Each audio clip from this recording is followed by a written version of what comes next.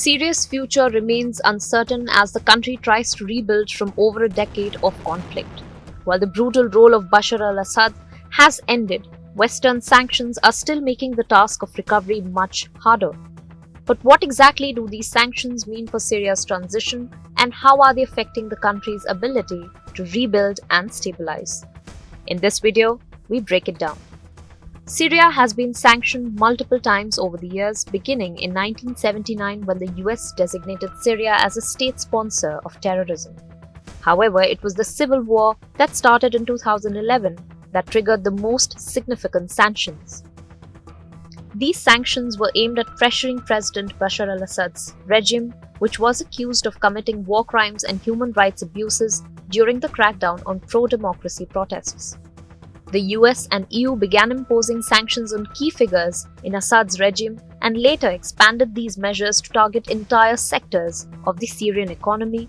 These sanctions have had devastating effects on Syria's economy.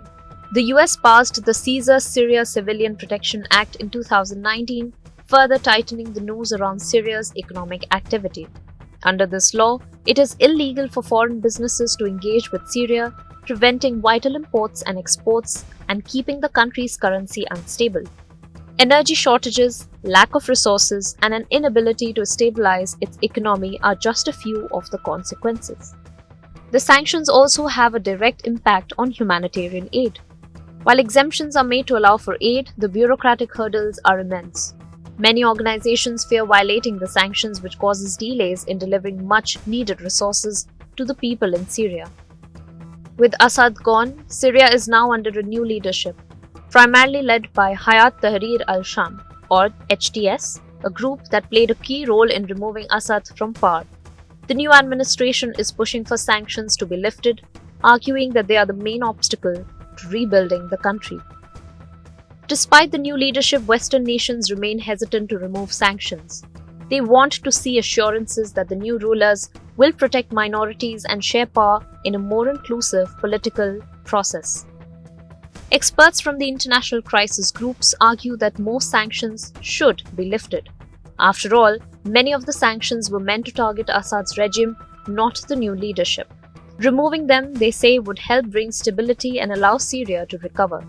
Lifting sanctions too soon might lead to instability, as armed groups could turn to the black market or smuggling to survive. In a small but hopeful development, the US recently relaxed certain sanctions, allowing for some energy sales and transactions within the new Syrian government.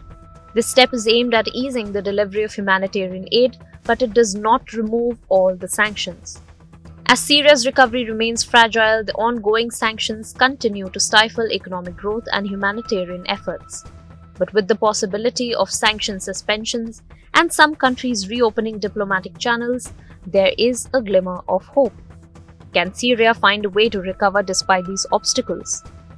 Or will the pressure of sanctions continue to derail the fragile transition? Let us know in the comments what you think about the role of sanctions in Syria's recovery. Until next time, stay tuned to India Today Global.